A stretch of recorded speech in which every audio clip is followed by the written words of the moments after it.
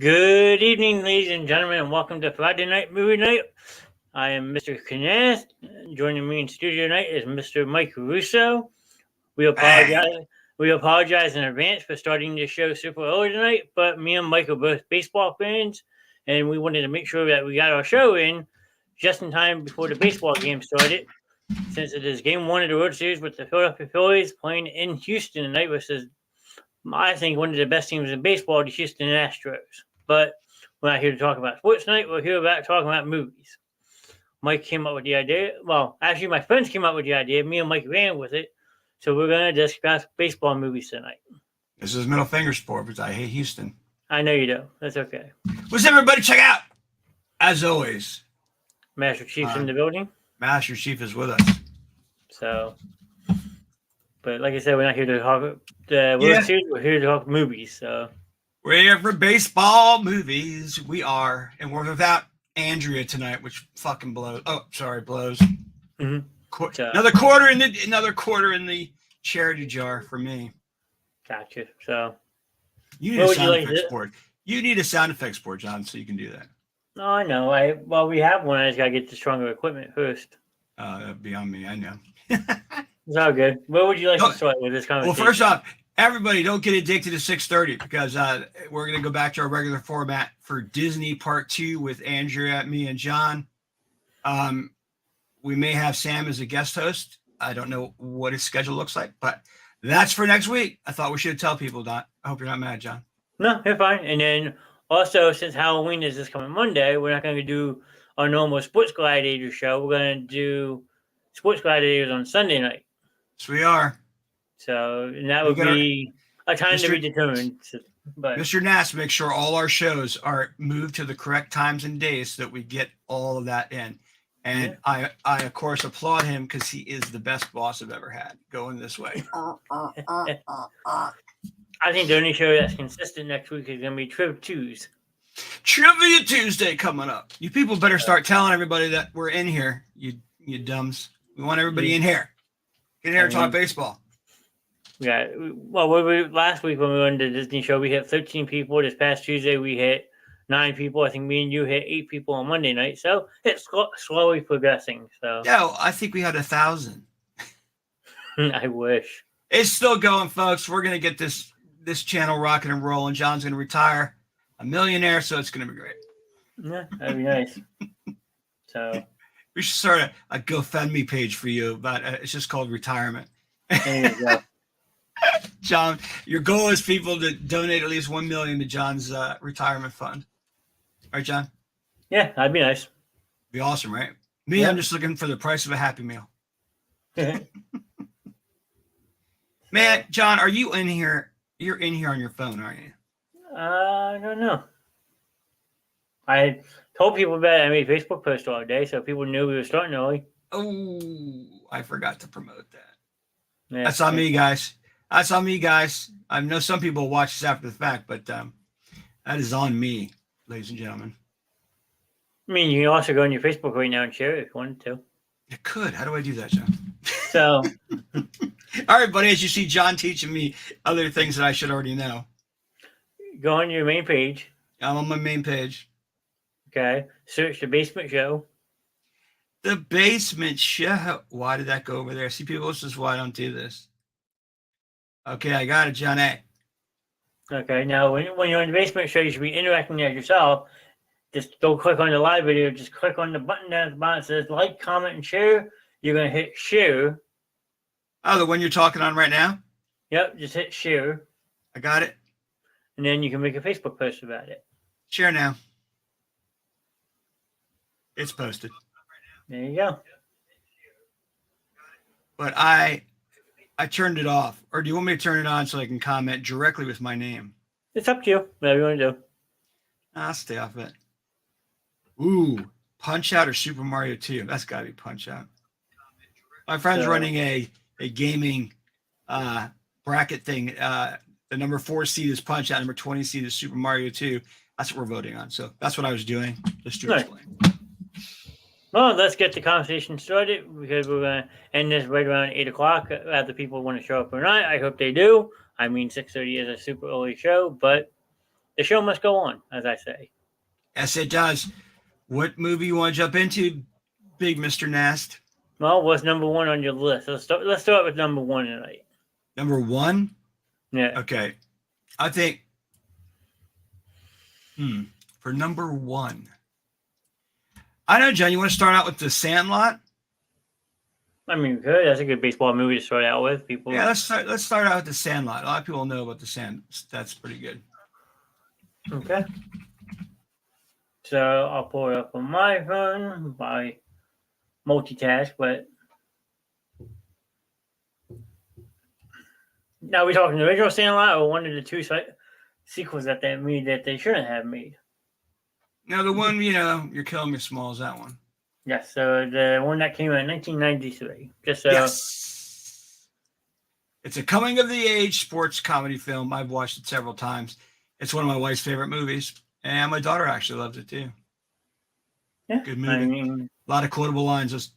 That was so funny. You Kill Me Small is the most known one. Then you also have Benita Jet Rodriguez at the end. But basically about a kid who moves into a new neighborhood, doesn't know anybody. The local kids, they all have 8-man baseball team. They're always trying to find the extra person to make the ninth baseball team. The whole baseball team is a ninth member. So, one of the things I remember about that little guy, they go home, and he goes literally home. Yep. That's so funny. I love that. Go home, and he runs straight home. Then also making an appearance in this movie was James Earl Jones, who is Really? he's the old man with Hercules. I think you're making up stuff. Nope. I wouldn't do that. Nope. Hi, Andrea. Good evening. Thanks for popping in. Andrea. Everything's good now. Andrea's here. We can start the show. Yeah, we can start our show now. Andrea's in the house. Yeah, so. we can start for real now. Yeah. She is here. Andrea. Yeah. You didn't know that? It was James Earl Jones who's the owner of the house?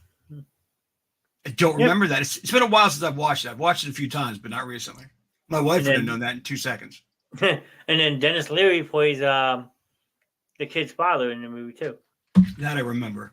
Okay. As long as you remember that. I do remember that. Yes, The Sandlot, Andrea. Start with The Sandlot. Yeah.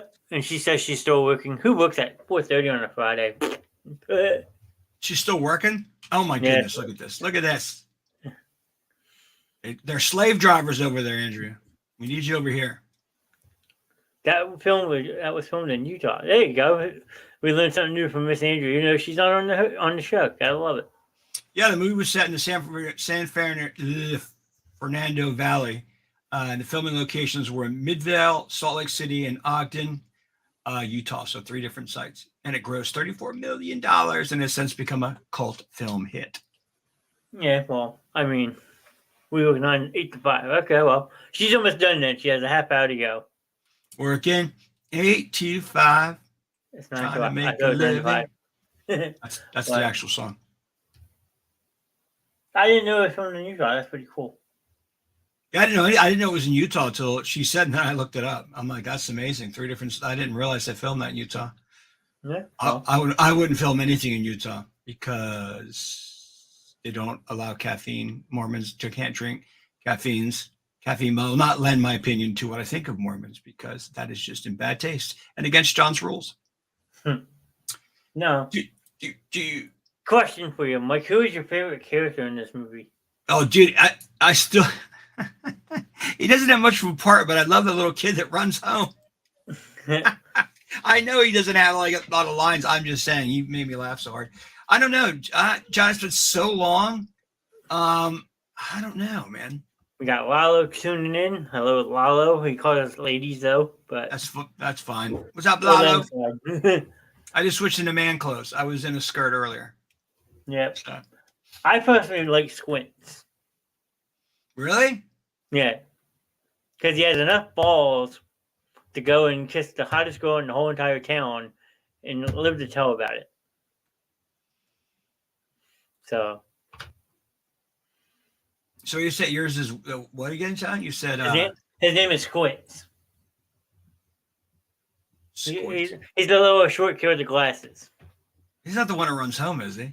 No, he's the one that hooks up with the lifeguard in the pool. Ah, okay. And he acts like he's drowning. I guess if I had to choose any of them, I really like Tom Gurry as Scott Smalls. Fair enough. Scotty. I've been to the bar park. They just turned into pirate. See why now? I understand why towns do that. They get rid of like historical landmarks that define what the town really is. It does. It sucks. Yeah. So. Oh, a lot of those at work too. I know everyone seems to be at work. Like I said, Mike, who works at 6:30 on a Friday. So. Come on, I know that can't be happening. We appreciate you guys tuning in, though. It's always nice to have people jump in the chat with us. I mean, look at this, John. The movie grossed $4 million, right? And it had another, but in DVD and VHS sales, it did $76 million. So that is craziness, guys. That's after the fact. Yeah, my old time neighbor from Maple Shade, Julie, chiming in. Go Phillies! Like Julie, one of my Phillies speed today. So Kurt Angle, I got a wrestling shirt on for right now at an Eagles. Yeah, there you go. It's true. It's true. So what's after the Sandlot, Mike? Let's see. You want to jump back a couple years and talk about A League of Their Own? Sure. Let's go back. I mean, a lot of people, well, not so much far back because it was made the year prior, but different type of movie, different time period it was supposed to be shot in. So, I mean, so some people, this is, like Joey says, this is the best movie ever made about baseball. A lot of people would disagree, but it's definitely in the top 5. Tom Hanks plays a major role in this movie. He plays like a basically drunk former baseball player who is asked to manage a women's baseball team that had a whole boatload of celebrities on it. If you actually look at the cast, there's no crying in baseball. You know who the famous crier was? Do you remember? The famous what? The woman who cries in that scene. Do you know who it is? The one he's yelling at. Yeah, I know. Yeah, he's yelling at Gina Davis's character. Tom Hanks is the one yelling. It's not Gina Davis he's yelling at. Gina Davis plays in that movie. Wasn't her sister yeah, it wasn't his sister? Her sister or her best friend? One of the two. Her sister is Kit in the movie, and she's played by Lori Petty. She's the one who goes to the other team, right? Yes. Okay. The one he yells at is Madonna. Madonna's in this movie. She plays the center fielder. Oh my goodness. All the way May. Montevideo. Really? Yep. And then the third baseman, May's best friend, is played by Rosie O'Donnell. Oh, I remember that. Well, I used to like Rosie O'Donnell. No, I can't. So, see, sure, it was Madonna. See, Madonna. So, but yeah, this movie's great. Like it's Vogue. Like that thing. Remember that, John? Movie song Vogue. Love you too, Joe. Go Phils. But was released July 1st, 1992. The Perfect Game. Mike Fire knows about that one more than I do. I remember something about it. Itch. Sorry, guys, for the uncomfortable silence. I'm trying to snap into it here.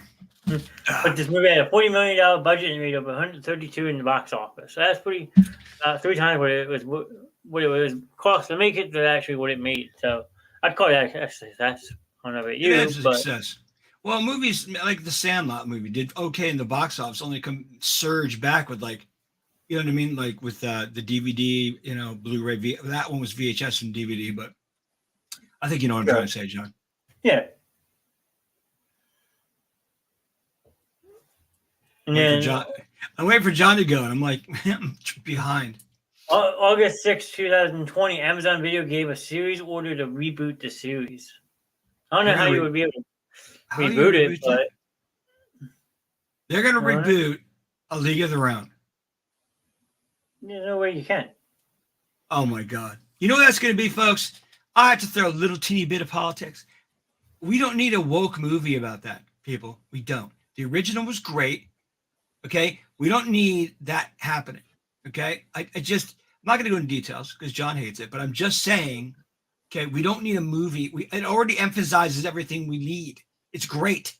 Yeah. Don't come back and mess it up because you want certain characters and certain this. And if you know, you know, especially if you know me. Go ahead, John. No, you're good. I was just reading them. No, I just think some movies are made just to pacify people. That's all I'm saying. Yeah. No, I was just going to say it holds at 81% on Rotten Tomatoes, an A- on CineScore, which is really good. So. Well, let me put this in here. I said it before I'm moving in. I'm going to say it again. I don't like Rotten Tomatoes. I think that their rankings are the fact that they push those in your face and people go by those rankings. I mean, some movies they are spot on. Other movies I would agree that they were too harsh on. Their fans voting. The fan vote stuff is, but the people that make up the group of people that vote, like the critics that vote in that system. If you know what I mean, John. Mm-hmm. Oh, the critics that vote on movies is a joke. I mean, they ripped on it. I mean, when Ferris Bueller came out, the critics ripped it, and now it's like, you know, one of the biggest cult films. You know, it still did well at the box office. That's why I don't trust critics. If I want to know someone else's opinion about a movie, I'll ask one of my friends. I don't need to go to Rotten Tomatoes, and you know, I don't know why everybody has to push that out there. True. That's just me, everybody. It's my opinion. So the movie Lalo had mentioned, The Perfect Game, came out in 2010. Don't think I've ever seen it.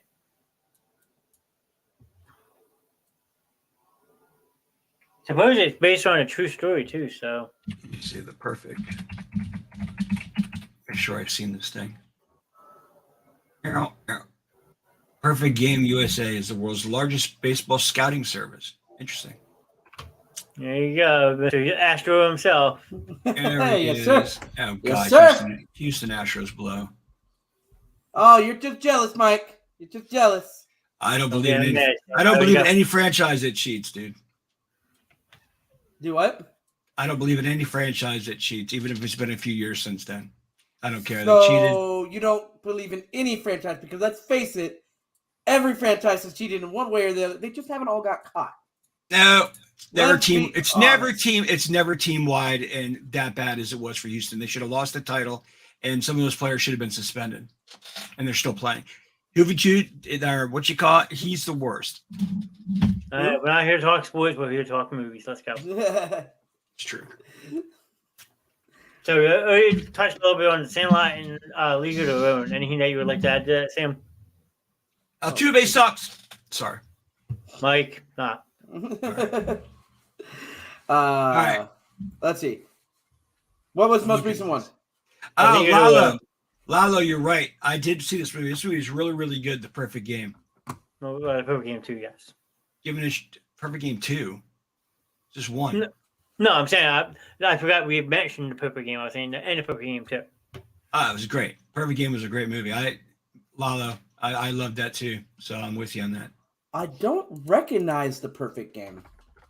Look it up. I can think of like Sam, look it up, and once you see the poster. Once you see the poster, you'll remember. Once you see the picture of the poster on Wikipedia. No, actually. As soon as I saw the picture, I was like, I remember this movie. This movie was great. Well, you tossed it out there, Lala. Great job. 2010? I mean, if you want me to throw another movie that you probably forgot about. No, Lala's talking football. We're talking baseball movies now, like. Sorry. Well, Lalo put it up there. I just wanted to acknowledge it. So, Tyler, tuning in with it. If you build it. Yeah, Tyler's build it. If you build it, they will come. What Tyler's referencing to is one of probably, in most people's opinion, the greatest baseball movie ever, The Field of Dreams. Field of Dreams was really, really good. You know what? That line, you know why Tyler's saying that? If you dream that Tampa Bay will be a good team, they will come. We can save all these jokes for Sunday night, Mike. I'm sorry, John. I'll try to stay focused. You're not being successful though. At least not yet. Let's see. Sandlot. That movie creeped me out as a kid. There you go, Like Sam. when I was really young. Wait, other way. This is for Sam right there. All right, Mike, stop. All right. That dog used to creep me out when I was like 5, 6 years old. Hercules. Yes, Hercules. But yeah, once I got older, I'm like, okay, he's not that bad. So Then you realize that he's not a big gigantic dog. But my favorite scene is still Squints, Palidorus, kissing Windy Peppercorn. I had mentioned the same thing, and Mike was drawing a blank about that scene. But Yeah. How can you not remember that scene? It's the most iconic scene from the movie. I don't remember that. The only scene that mattered. I mean, you can say that as iconic. You also say all of them taking chow and then going on that spinny ride. It's on tequila and all getting sick. So, Mike, do you not remember that scene either? Which one? Where They all took take- chow. yeah, they all start eating tobacco or whatever. Then they go on the spinny ride, and it's the song Tequila plays in the background. And they all wind up getting sick. I'll send you a clip. It's All funny. right. I do remember that scene now that you explained it to me in full. But what Mike didn't realize, I don't know if you remember that, Sam, but the blind man who owns the house in that movie is James Earl Jones. Yes, sir. Darth Vader himself. Did not know. And then we got Did not remember, I should say. information Tyler, from the Tyler, you are correct, Tyler. That movie absolutely sucked. Never saw All the the second sequels. one. So. All the sequels were pretty bad. Sucked. But Andrea let us know that movie was actually filmed in Utah, Yes. which I did not know. I did not know that either. And she went on to say how, here you go, I'll put it back up. That the turned into private property. They didn't allow visitors. They tore down the drugstore, and she believes the pool is still open. So, and I was telling Mike that you shouldn't be able to take icons out of history like that and just say, "Okay, we don't need you anymore. You go on." Like, I don't feel that's right. Well, it all depends on what you define as iconic history. Iconic movie history is not as important to people as, U.S. history or world history. Unfortunately, because, and if there's not enough people to make the effort to preserve that movie history, it gets lost, unfortunately. Movie history is even a field of study in college. So how can you say that that's not a history? That's not important. I said it's not as important to most people as that would depend. World history. Like preserving movie history isn't as important as preserving world history to some people. Oh, I see what you're saying, Sam. You got that one right, Lou. So, Mike, if you want to jump into Field of Dreams, we can talk about that one next. Yeah, Field of Dreams is awesome. I love the fact that they built a field and have an annual game there. That's awesome. The White Sox. Ago, right? Oh, shit, you guys are going to see my messy house. It's all good. I got to get out of there and refix it. Mm-hmm. But going about the Field of Dreams, Mike, you were saying. No, I just was adding what they've done recently, creating that incredible atmosphere from the movie to have actual pro teams. Now, I think they had the second game this year. The White Sox with the Yankees in the inaugural one. So, according to Rotten Tomatoes, Field of Dreams is actually number 6 on their all-time best baseball movies. I think it would be a little higher. Mike doesn't believe in the Rotten Tomatoes ratings. We figured that out a couple minutes ago. Yeah, they're garbage. Why? They're garbage. People depend on it way too much. It's a thing that people put out there. I don't want to hear what a bunch of critics have to say. I'd rather talk to my friends, not critics, not people that are considered professional. Are you kidding me? The only thing Rotten Tomato does kind of all right is when they have their fan base rankings. I could give a shit that the guys. Oh, it's a 60%. Yeah, okay. I could care less. The critic thing. I think it's an overrated thing. Way overrated. So you have Kevin Costner obviously has the main role. James Earl Jones plays Terrence Mann, and Mr. Ray Liotta, who recently passed away this year, as Shoeless Joe Jackson. What were your thoughts of his role, Mike? Hold on. Did I like him? You mean in that movie? Yeah, did you like him portraying Shoeless Joe Jackson? Yes, I did. I had no problem with that. So It's been a long time since I've seen Field of Dreams, so I mean, it's a classic though. You can still always remember. Like Tyler mixed up the quote, but he pretty spot on. If you build it, they will come. Like anyone, if you say that quote to them, knows what that. Oh yeah. John, I have to reboot something. Everything's going haywire over here. Okay. I'll be back.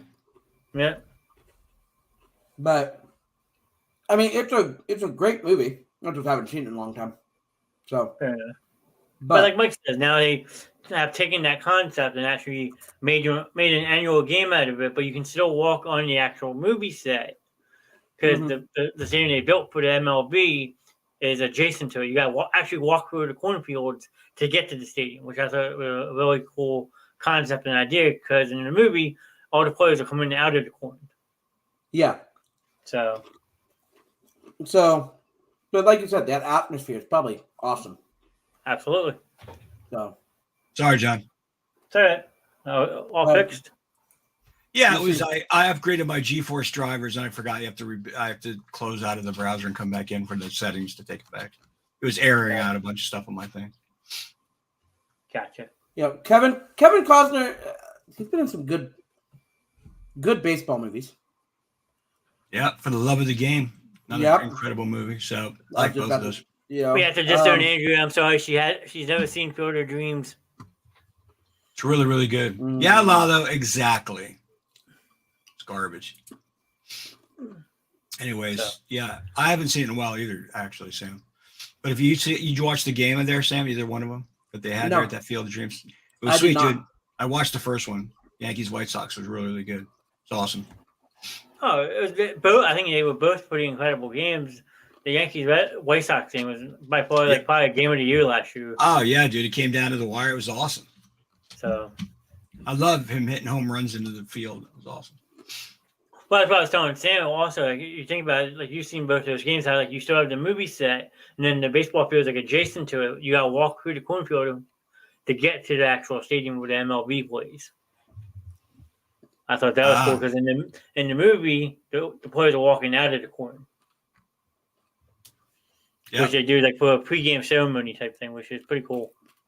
As Ray Liotta comes out of the corn. Yeah, one of his many good movies, in my opinion. Ray Liotta? Yeah. Yeah, he had some good movies. Got crazy there at the end of his life, but he was good. Definitely. But I don't think we can talk baseball movies without, of course, bringing up some of the comedies like Bad News Bears. Yeah, we had said that. John and I talked about it with that one, John, right? It's Bad News. We talked about that. Yeah, that's another good one. You're right, Sam. Another good movie. Now, you're talking the original or the remake? Well, of course, original. But what did you guys think of the remake? Did they do a good job? In my opinion, no. Should they have not even done it? Yes. All right, Mike, the floor is yours. Why is that? Why is what? Why was it bad? It was just bad in every way. The casting wasn't the greatest. The entire dialogue was campy. I didn't like any of it. So you're more the originals guy with Walter Matthau as the coach? Yes.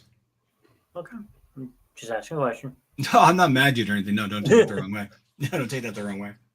Because that's another one that you bring up to the debate, like with the whole original versus remake, how it was done back in the day compared to how they made it 20, 25 years later.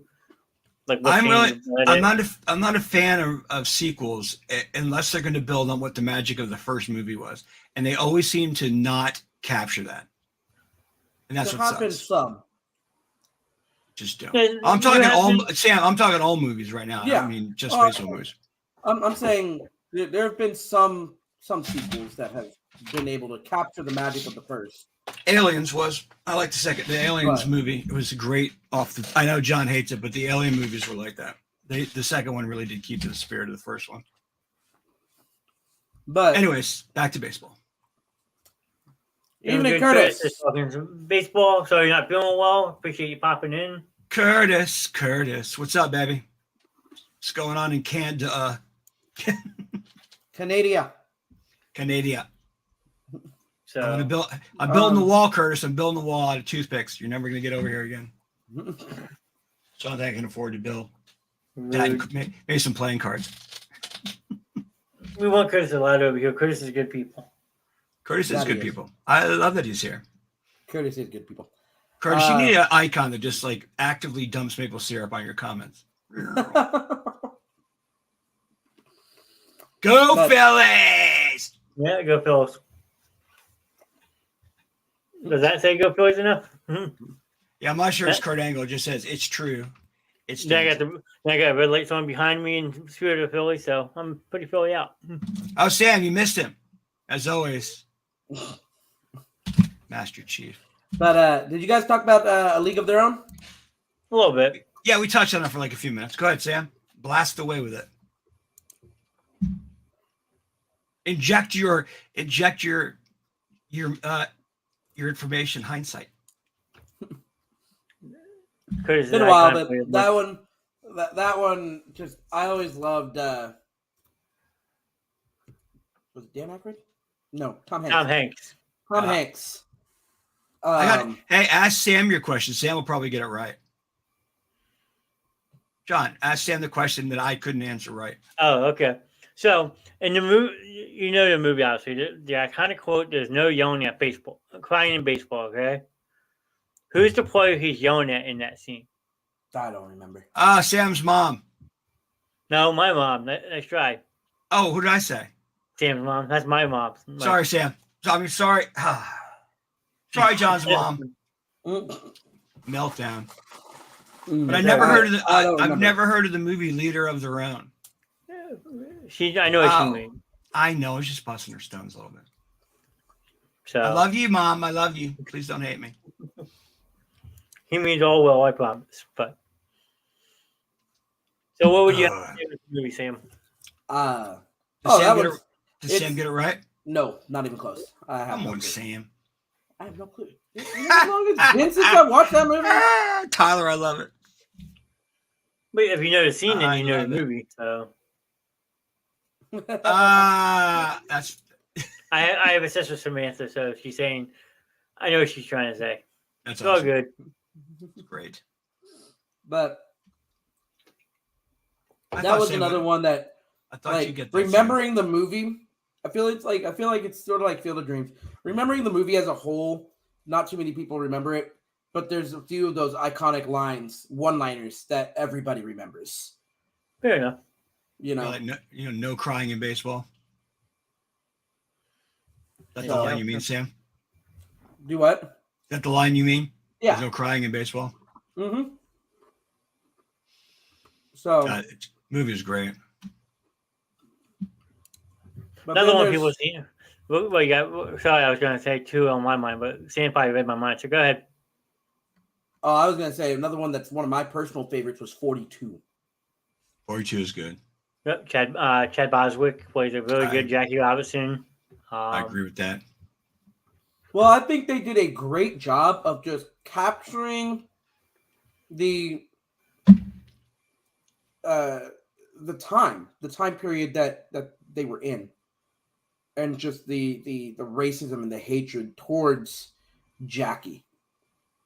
In the movie, I think they just did a terrific job of just, for those of us who didn't live through that time period or that type of extreme racism, to sort of get a viewpoint of that was just really interesting to sort of see the struggle that he had to go through, what he had to put up with to make it in that league. I agree with you, Sam. They did a good job of portraying that in the movie.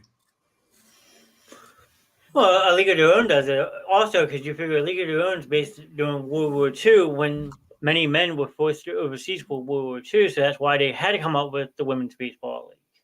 So, Sammy, where'd you go, buddy? he's eating probably, which is fine. He'll be back. Yep. He'll be back. But no, Sam's right. Like, they do a good job portraying what Jackie Robinson actually had to endure during that time period, which was a lot of hate, racism, people like giving him death threats and stuff like that. But he proved everybody wrong by being a great baseball player. He didn't start off the greatest, but over time you felt that his career progressed. So There he is. Sam Phone was call. returned. It was a phone call real quick. 30-second phone call. But, so I apologize. Where were we? Good.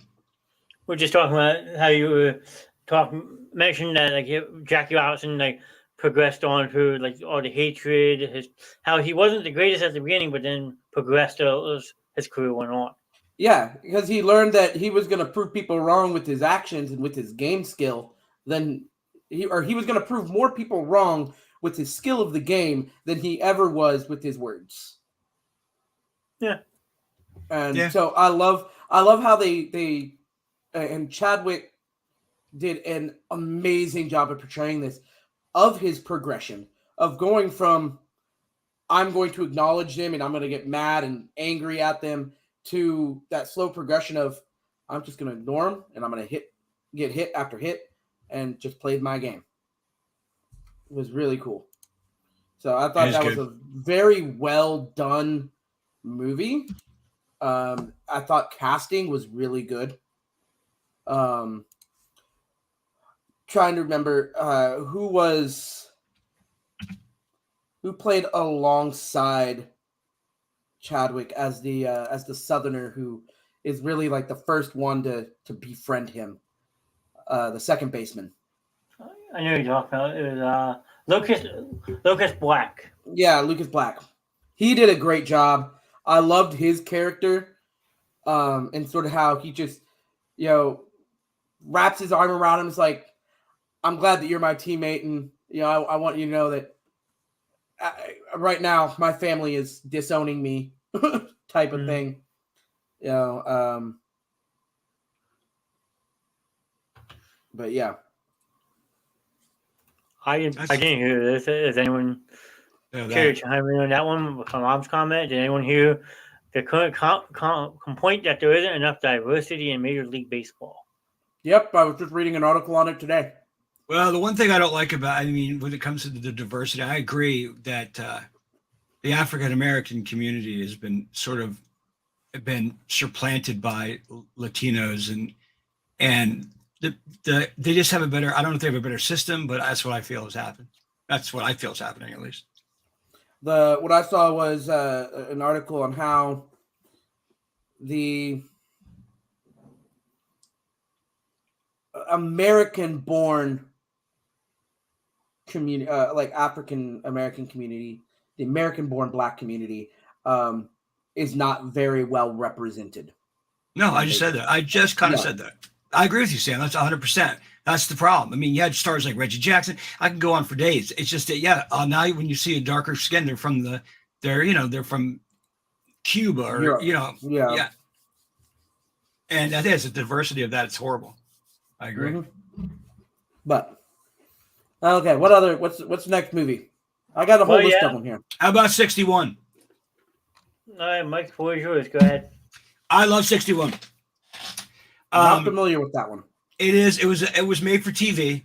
And I'm bringing it up because it was a made for TV movie. But I just want to say the movie was excellent at showing you the stress that he had behind reaching 61.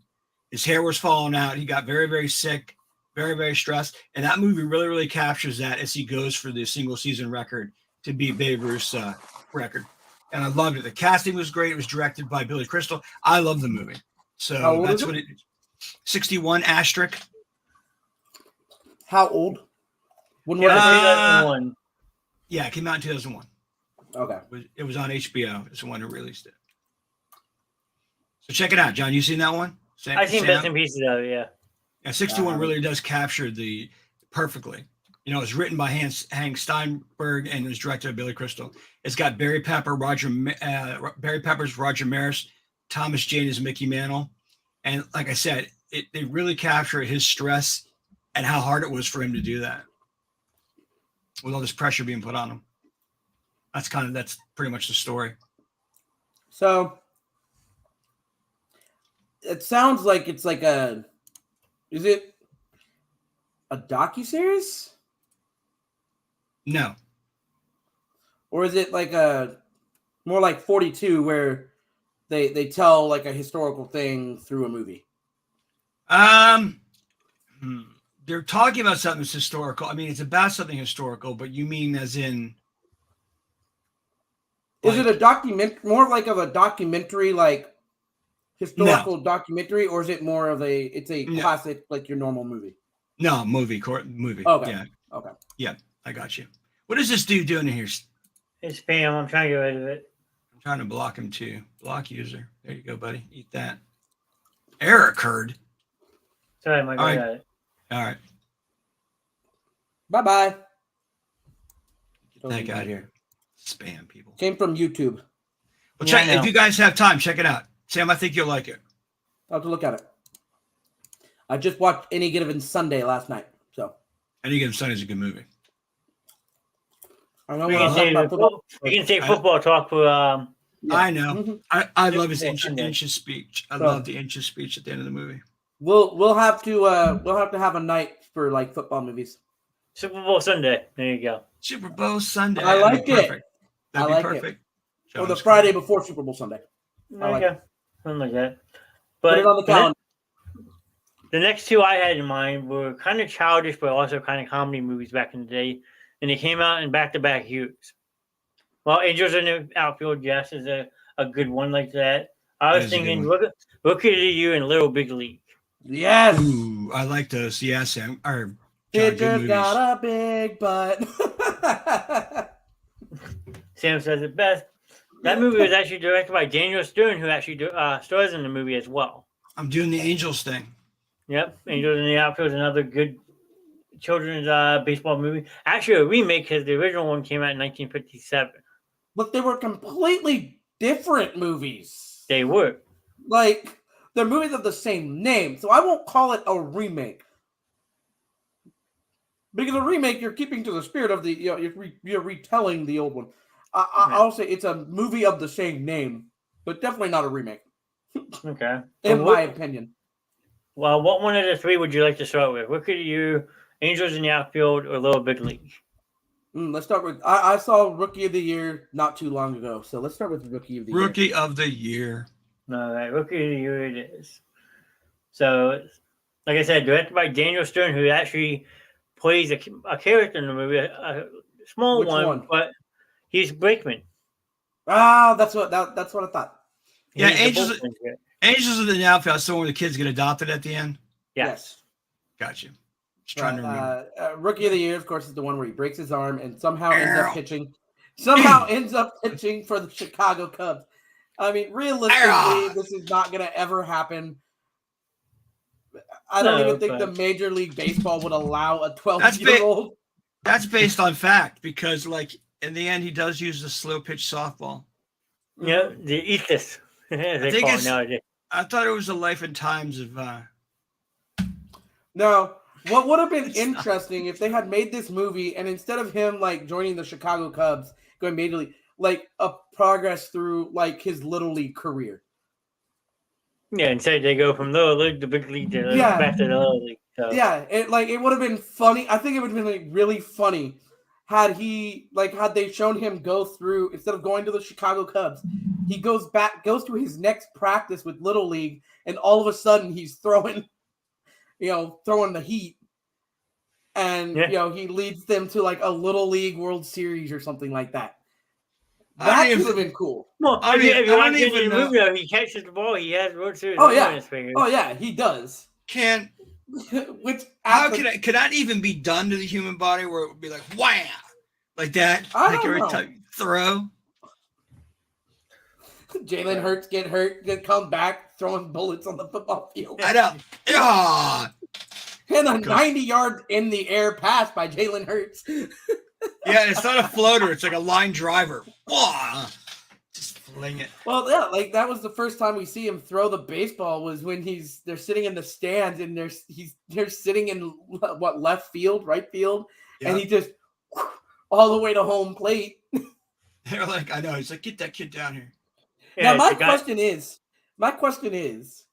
if that were to actually happen, not like the speed of the throw, but if like somebody tried to throw it all the way back to home from the stands, it's already been called a home run. He wouldn't be out at the plate if it somehow managed to get to the plate before him. Am I correct on that? You're correct. Mike, you're a baseball guru. You probably know more than I do. No, Like- Sam, that's ridiculous. Because it's already been called a home run. I was just, I thought about. Could you imagine?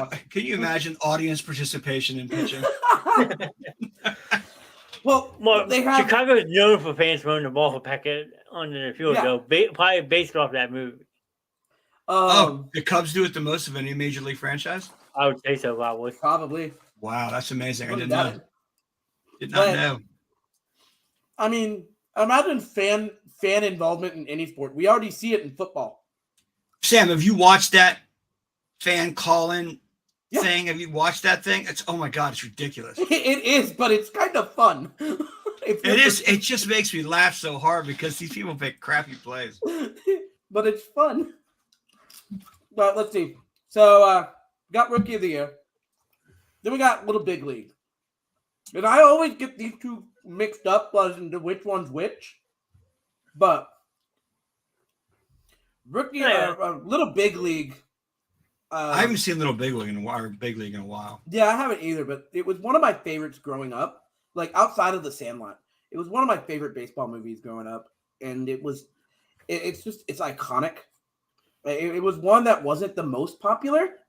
Yeah, it was one that seems to be most forgotten about, honestly. It really is, but it was such a good movie, and it did have some good messages in it as well. Like, don't try to grow up too fast. I mean, if I can be a 12-year-old owning a baseball team, no, sure, sign me up. But Sam's right, though. It does send you a message, don't grow up too fast. I don't know. I don't know what other messages you had thought the movie would portray, but that's the biggest one. Don't grow up too fast. Yeah. Enjoy your childhood. I mean, yeah. But that one, the kid's knowledge of baseball was just amazing. Yes, I agree. Yeah, and it wasn't just his knowledge of the game, it was the knowledge of the history of the game as well.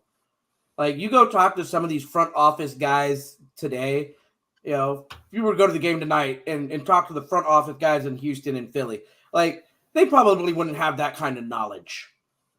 They might have that kind of knowledge about, like, current teams and players, but, like, if you were to try to get ask them about the history of the game, Well, if it's football, come find me. I'll talk all day.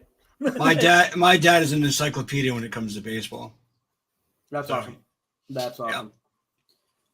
But I think my favorite scene from that movie was probably when he was falling asleep in the dugout. After partying all night the night before. Well, yeah. Because he had been watching the Skinemax. He was watching adult entertainment. He was watching Corn. Good save, Sam. Nice job, Sam. But I spend too much time on TikTok. The funny scene in that is when they're all like in the hotel and they're bombing the world and they're oh yes. That was great. Because he was down in like the lobby and so it's like, there's like, oh, they're doing stuff up there, and he's like, oh, I'll go take care of it. Oh no, they were eating dinner. That's where he was before that. Mm-hmm. And he's just like, I'll go take care of it. He's like, do you want some help? No, I got this. 10 minutes later, they're showing up going, hi guys. So, but Let's see. Any other good scenes for you guys? No, just those two. Really. No, I agree with you too. Those are the scenes that really I remember. So My mom says I'm a famous hijacker, not a movie, but I want an opinion about the woman who caught Harper's home run. Hey, I don't know anything. I go into hiding if I'm her. That ball's probably worth some money. Harper Not home like- run ball?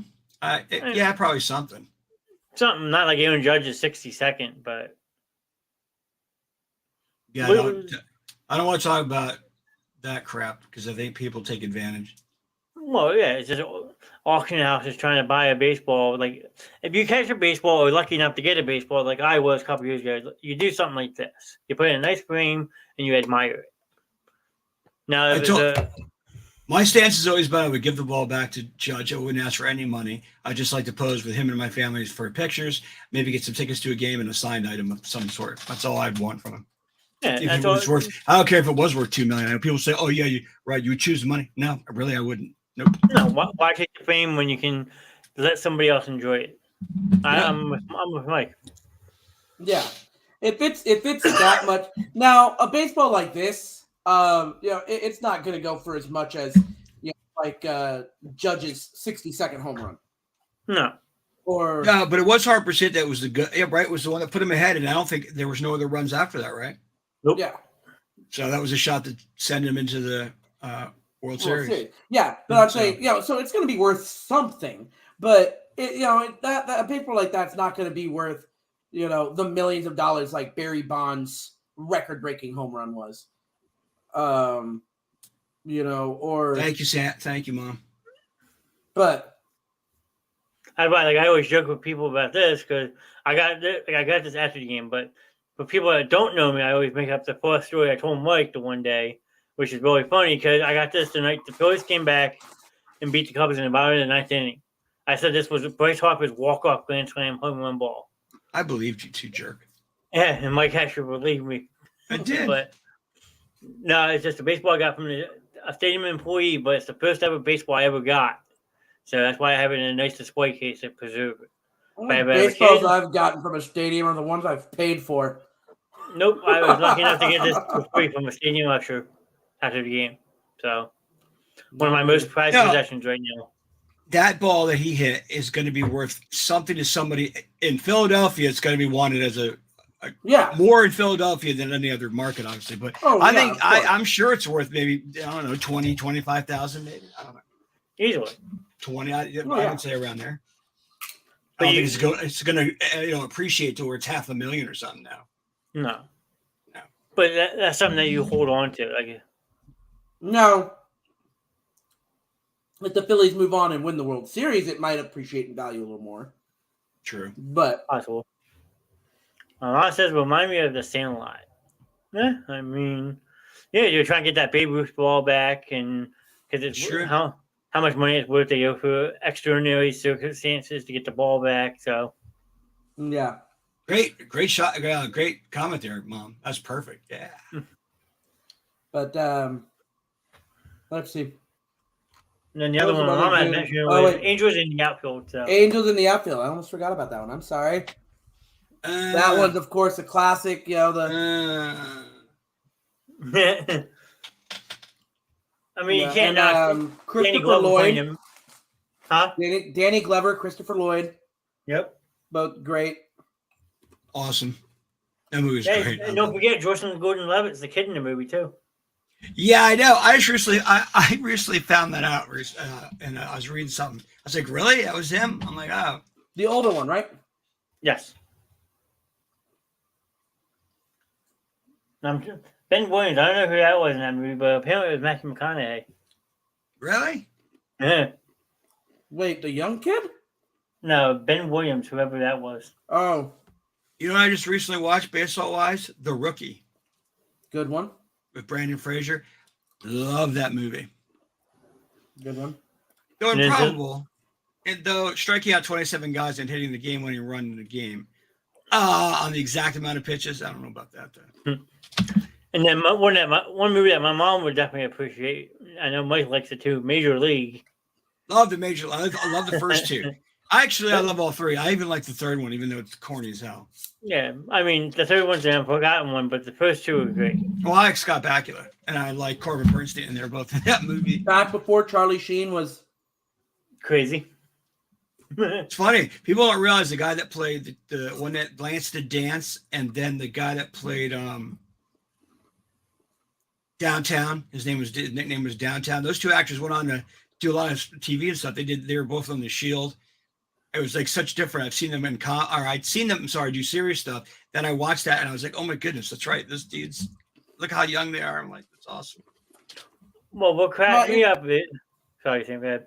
It's interesting to see some of those, like when you watch movies as a kid, you see these younger actors and then you see them grown up and you're like, wait, that's the same person? Like that's not so-and-so. No way. Hold on a second. Gotta talk about what. Like, I think the biggest one for me recently was, and I know it's not baseball, but it was in the Mighty Ducks TV show. The Game Changers. The Game Changers. Yeah. They brought the Bash Brothers back. Yes. They brought both Dean and Dean Portman and I'll say that was that. And I'm drawing a blank. Yeah. Hold on, I gotta look now. Hold on. Dean Portman and Sam, why you gotta make me do that? Anybody in the chat know before John says it? Little trivia for tonight. Who was the other Bash brother? Dean Portman from the original Ducks, and who else? Fulton Reed. Fulton Reed and Dean Portman. Yeah. But I saw them on the show and I'm like, I was like, because I knew it was Dean Portman, I knew it was Dean Portman because they, Fulton. Yeah. I knew it was Reed because they had shown him in the previous season. But then they showed, and I'm like, wait, no way, is that Dean? And so I had to like look it up. I was like, it is. Yeah, it's amazing what happened when you're so much older. No, the biggest change though came with Goldberg. Oh yeah, because he got into those drugs, unfortunately. But we back to baseball. I know. Want to go back to Field of Dreams? Yeah. Or are we good on going back? Except we can talk about Field of Dreams if my mom wants to talk about it. It looks like she said, nah, it's okay. But let us know if you want to go back, and we can definitely go back. We got a little bit of time left. Now, my question is,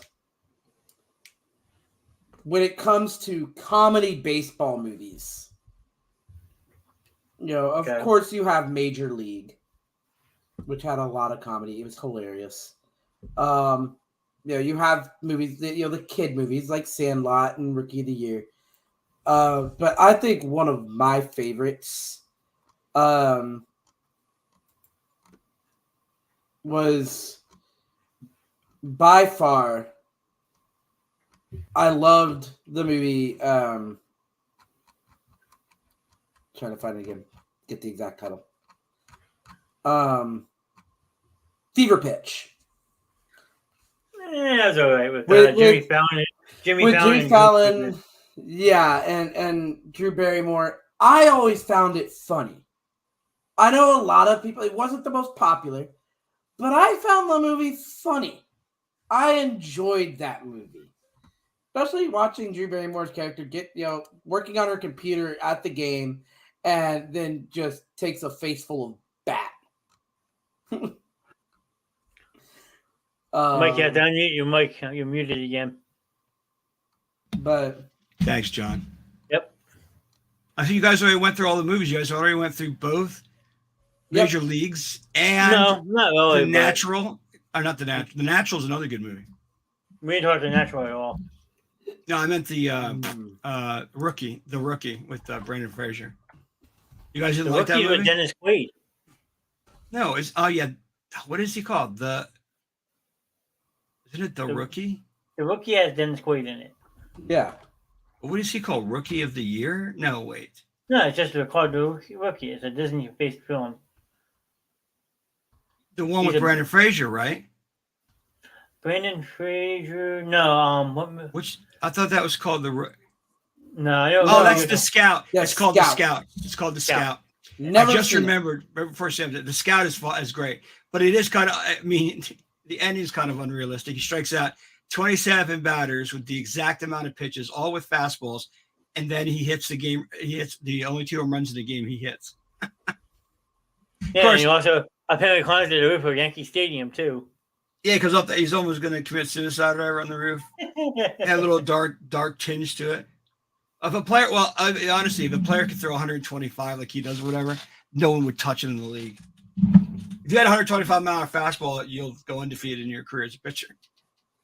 Yeah. Yeah, Nobody's collecting that. Yeah, but your pitching career wouldn't last very long. Yeah, true. But man, I would enjoy a few years of just absolutely never being able to be beat. And when you say a few, you mean a few. I think you might last 3, at max 5 years. At max. Still be worth it. Undefeated for 5 years. Woohoo! Steve Nebraska. I know what you mean. Yeah, Steve Nebraska. So I know my wife just found something disturbing. My daughter threw the toilet after she was over the brush, just chucked in the toilet. You know. Nice. My daughter. Crazy. Albert Brooks dance. plays the Scout in that movie. So Yes, he's awesome. I'm telling you, you got to see it. See, I'm surprised you didn't even at least see that once, The Scout. Never heard of it. Good movie. I've actually never heard of it.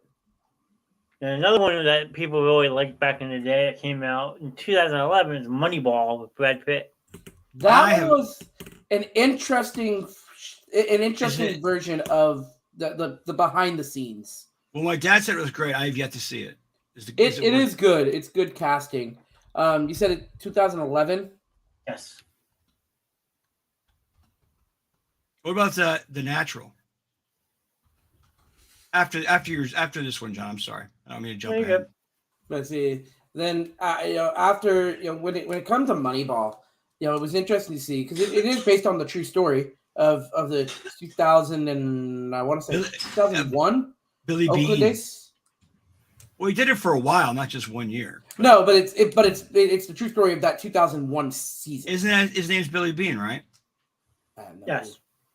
Oh, Yeah, so- Brad Pitt plays Billy Bean. Yes, Brad Pitt. Yeah. It was a good movie. I think that they did a good job.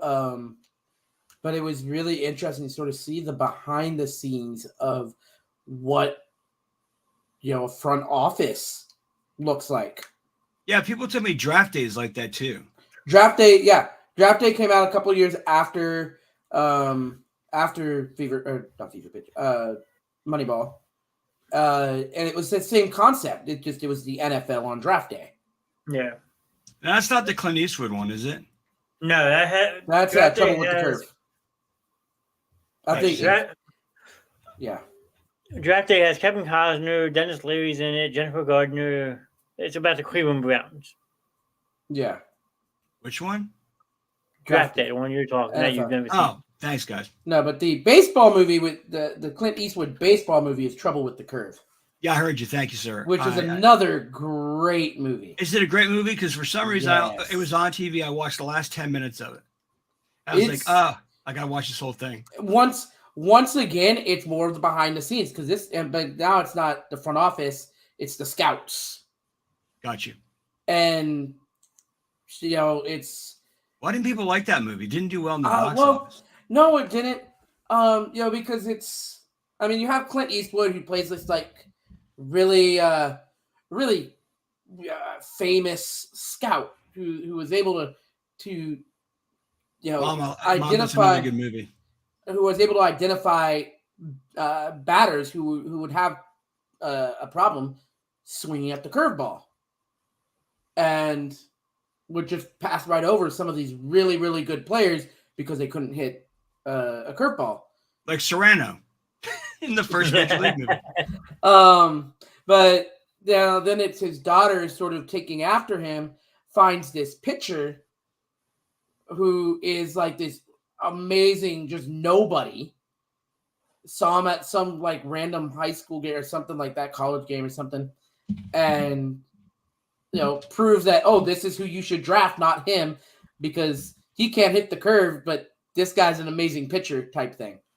No, the end of it when he's like, show him this pitch, and then the scouter guy's like, wow, he even knows it's coming and can't hit it. Mm-hmm. I love that. The end was great. I have to watch the rest of the movie then. Yeah, it's a great movie. I mean, it's an old Clint Eastwood, but Bull Durham Mom put up Bull Durham's a great movie. Bull Durham, I've never actually, I know about it, but I've never actually seen it. Oh, you got to see it, dude. It's great.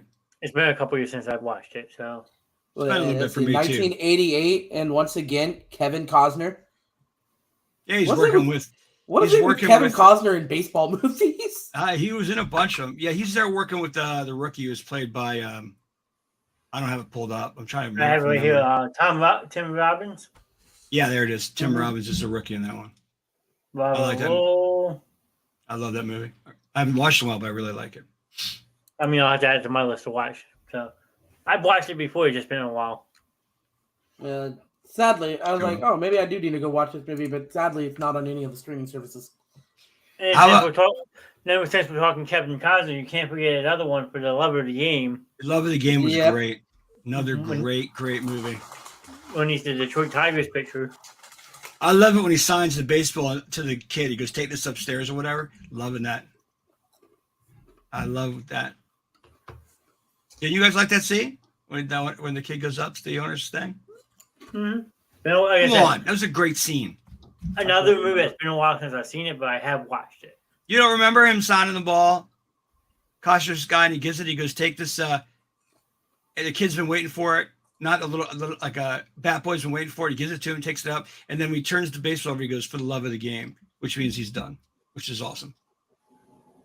And this all takes place by it's all chronologically told about how he meets it, how everything about his girlfriend, his setbacks, and every single thing while he's pitching a perfect game. So it's awesome. Yeah. No, you nailed it on the head, Mike. It's a great movie. How about The Natural? Are we going to stop over there? Because The Natural is incredible. We can. I'm trying to remember that one.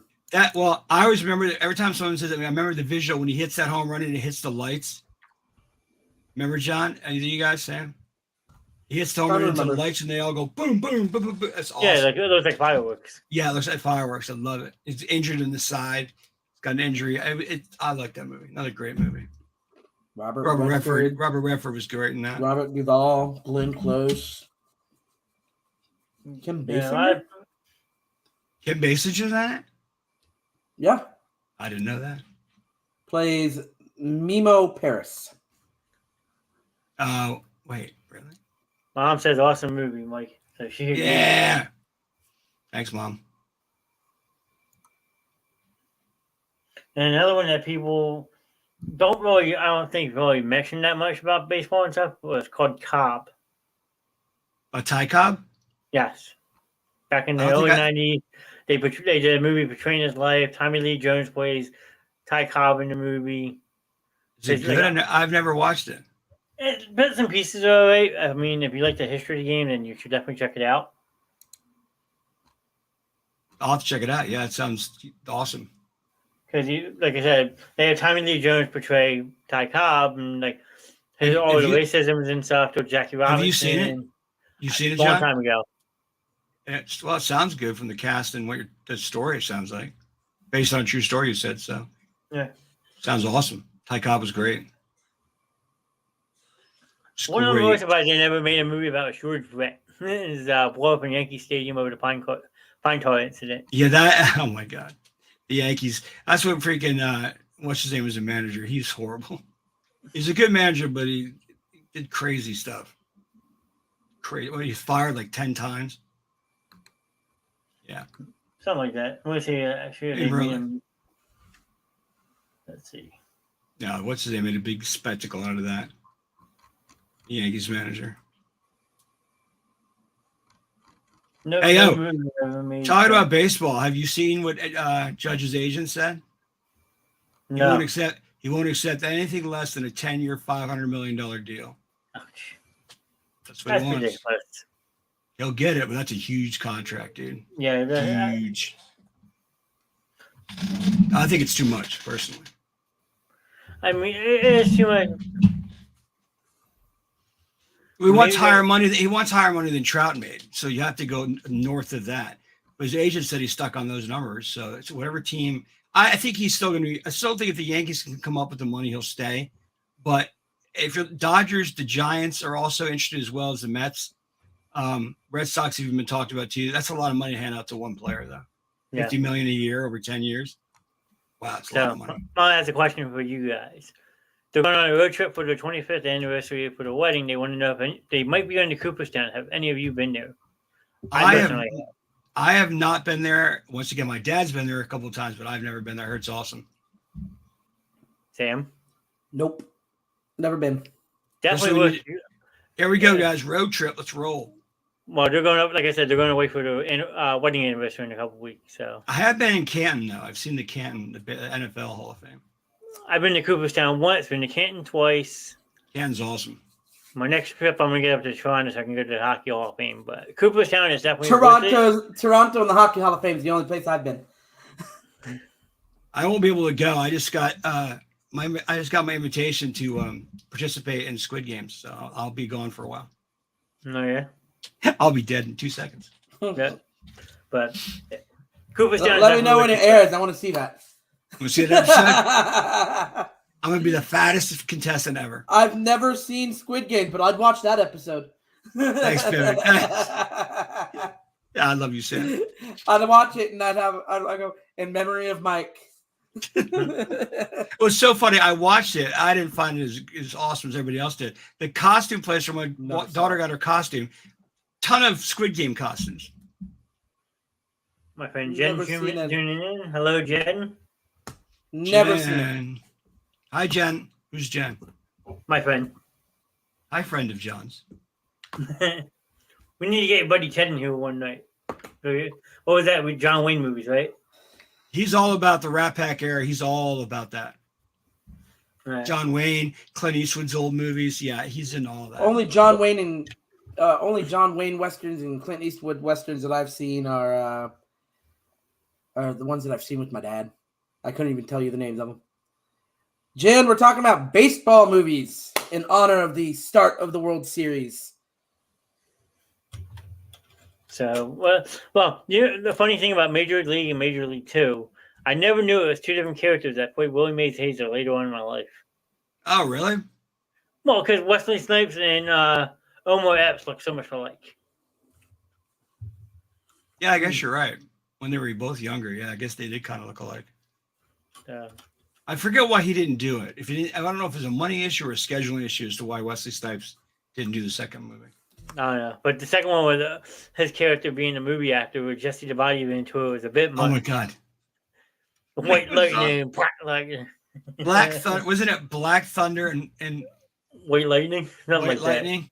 Oh, my God. That was so funny. That commercial or that trailer for that movie was funny. I mean, I think the only ones that really came back for the second one. Oh, no, it's Black Hammer. Black Hammer, there you go. Yeah, it is Black Hammer and White Lightning. And then Jesse the Body Ventura. It goes the one guy goes, mine fell the hardest. The other guy goes, mine are the deadest. Yep. See that, Sam, for that one part. Major League 2. Awesome. All you need to see is that one movie trailer and the second one, and you'd be shaking your head the rest of the movie. You watched Major League 3 though, right, John? I have, yes. He's the Buzz, remember? Scott Bakula. Yep. Awesome. Well, no one. I don't think is anyone in the third one. Yes, I'm wrong. Tanaka and Siriano are still in the third one. Yes, they are. I think the only ones that came back for all three. They joined Lance the Dance, which he's really funny. And then you got Downtown, which is the kind of the main character of the movie. Oh, shit. Barbara Bernstein, he comes back to be the Twins manager in that one? Yeah, I think he's the Twins manager or Twins owner. Twins president? He's the owner. That's right. Yes, he is the owner. So that kind of was weird with his character because like what? Because the owner of the Buzz is Scott Becker, who actually also plays in Necessary Roughness, believe it or not. I know Reference is a great movie. When we talk about football movies, I love that movie. So obviously a couple years apart, but What? No, okay. So I just looked up Wesley Snipes. He just didn't want to do. He felt by the time Major League 2 came around, it was getting underway. He was just, I'm too big of a star now. So Ooh, it was over an ego thing. That's funny. it was. It guys- was because at that time, look at this little article, because he had just, he'd been racking up hits like White Men Can't Jump, Passenger 57, Rising Sun, and Demolition Man. That by the time Major League 2 began to take shape, Snipes was an in-demand, well-paid, proven box office lead. And apparently returning to that role that made him a star never even crossed his mind. Yeah. Read about the history of Trinity, his third Blade movie. I can't remember. Does he get chickens in the third movie, Mike? I don't think he does. No, he does not in the third movie. Another one who's in all three movies, that the unforgotten voice, Bob Uecker. Bob Uecker was phenomenal. Why he hasn't been in more films, I have no idea. But he was absolutely awesome there. Take over for me, Monty. I'm in the back. I know. He's like, no one's listening. He has a ball of Jack Daniels in his booth. Yeah, Monty, like you said, I'm in the back, and then he's like, the other guy's like, swings ahead. Fastball call. I bet you that movie comes with warnings now. Oh yeah. This team is no longer called the Indians, the Guardians. This was filmed in a time of where we're all It was racist. filmed at a time of insensitivity. Yes, I'm not going to go into my geopolitical rant, but he does not Bob get Uecker actually still does play-by-play for the Milwaukee Brewers since 1971. He's been there a while. He also was a big part of WrestleMania 3. Yes, he was. Well, why don't you tell us about it, Mike?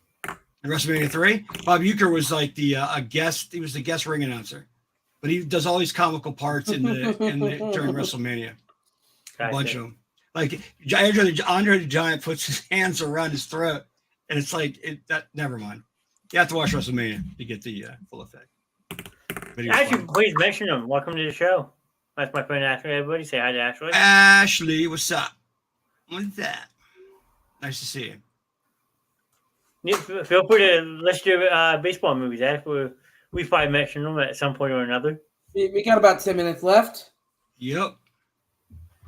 Yep. I'm trying to. My heart is to stick on that 8:00 schedule. I know it's an early show, and I apologize for that, but it's game day. It is game day. It's game day. Saying the guy who just has the Astros things, I don't see any Astros on them. At least I'm wearing my. Okay, I'm making sure. I got my postseason shirt. Got it in yesterday, just in time. Well, I think we touched on all the. We've touched on a lot of them. We've touched on most of the baseball movies. Yeah, I think so. Let's see. Well, highlight Field of Dreams. Let's see some of the older ones. Take Me Out to the Ball Game. Well, you got. 49. I mean, the bench warmers was funny as hell. That's a comedy movie. That's not really a baseball movie. That's a comedy movie that just happens to revolve around baseball. I liked it. Look, there's two reasons why I like it. One, it's really corny. Second, Knight Rider's in it. All I need is a Knight Rider card. I'm happy. That's all I need. Stop picking your nose. I'm not picking. I'm scratching. What are you scratching? Your brain? Yeah, because it's huge. Well, there's like a lot of them here. The Royal. Oh, wait. We forgot about Fever Pitch. That was Sam had mentioned it. I said a cheesy comedy with Jimmy Fallon and Drew Barrymore. Yeah, I'd throw up on any Boston material. Of course, you're a Yankees fan. Especially that when that movie came out, because like the that was all Royal about Game 7 and all that. No, apparently the Royal Full Count Fences. I don't know any of these movies. The Rookie. Yeah, the Rookie with David Quaid. Ashley. See, some of the movies they list in our baseball movies are like ESPN things, like fastball. That's on ESPN Plus. That explains the evolution of fastballs. I don't consider that a. That's like a docu-series. You got Summer Catch. That's one. Summer Catch is actually a really funny, underrated movie. I actually own that one. That's Freddie Prinze Jr. Oh, you know what we didn't talk about? We missed a huge one. 8 Men Out. Never heard of it. 8 Men Out, about the Black Sox scandal, the White Sox scandal, Black Sox, the guys that cheated. From 1919. What are you talking about? Yes, in that time period, yes. Yeah. The movie's not from 1919. The movie's from 1988. No, it's an incredible movie. That movie is so awesome about explaining exactly what went down. Set to replay. I can't believe none of you have seen that. 8 Men Out. Wow. And here's another one. Where'd John go? There's another one I forgot about. Mr. 3000. That was funny. With Bernie Mac. Bernie Mac thinks he has 3,000 hits, but he doesn't. So he comes back. John, I can't believe you haven't seen 8 Man Out. Nope. Sorry. How about Mr. 3000? You remember that with Bernie Mac? Mm-hmm. My mom's right there. This was my favorite baseball movie growing up. The 1993 Phillies. Behind the scenes. Let's see. Then there was the Summer Catch. Oh God. It's a cheesy teen comedy movie. What's the one with Tom Selleck in it? Mr. Baseball. Yeah, that's the one where he goes over and the Chinese or is it Japanese team? Yep, Chinese? 1992. Yeah, that movie was great too. Great baseball movie, everybody. Check that one out. Mike, I know you're not too big into the Rotten Tomatoes, but they do have that movie 61 is on their top 22, and it had a 90% user rating, not critic rating. No, that I like. That's not fine. Critic rating. I never look at the critic. I use Rotten Tomato to look at their user rating. That's what I said. I said that earlier. The only reason I don't like them, if you want to use them for that, critic rating, yeah. But the critics, I don't pay them no mind. Yeah. Anyone could be a critic, go to the movies and break it down. I mean, come on. Did you guys ever see? I think it was not an older movie. It came out in 2014. $1 Million Arm. Yeah, I passed that when I was looking at the stuff. Hey, okay, is this a baseball movie? A basketball? No, it's a basketball movie. But baseball is hilarious. I love the movie. Didn't mean to scream. So let's see.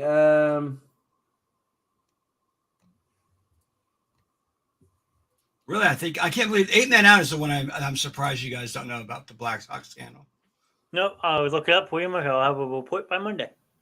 Check it out. It's good. Like, see some of these movies, like Sugar. I know nothing about Sugar being a baseball movie. Up for grabs. What? Everybody wants some? No idea. Here's 8 Men Out. Rookie, The Natural, Major League, 42. League of the Round. The Phenom. Anybody remember that one? Okay. Sam, The Phenom? I recognize it, but I can't tell you if I've seen it or not. I'd actually have to go back and rewatch it. Oh, look at this one with Gene Kelly and Frank Sinatra. Frank Sinatra and Gene Kelly were in Take Me Out to the Ball Game in 1949. Mm-hmm. I say I've never heard that one. Gary Cooper, The Pride of the Yankees, and I don't even know what that is. 1949 is a little bit before my time, Mike. Yep. Not mine. I'm ancient. Like, I've never heard of Bang the Drum Slowly. Yeah, I just passed that one too. I have no idea. I think you're looking at the same list I am. I think you are too, because we're hitting the same things. Top 32 best baseball movies from Rotten Tomatoes. Yes, we're on the same list. Yes. But like then there's this one that it's 100% critic rating, 95%. Bye, Mom. Thanks for watching. User rating: The Bye, Battered Mom. Bastards of Baseball. You were awesome. Kurt Russell. The Battered Bastards of Baseball from 2014. Going up to look for it. Is at number 15 on that list.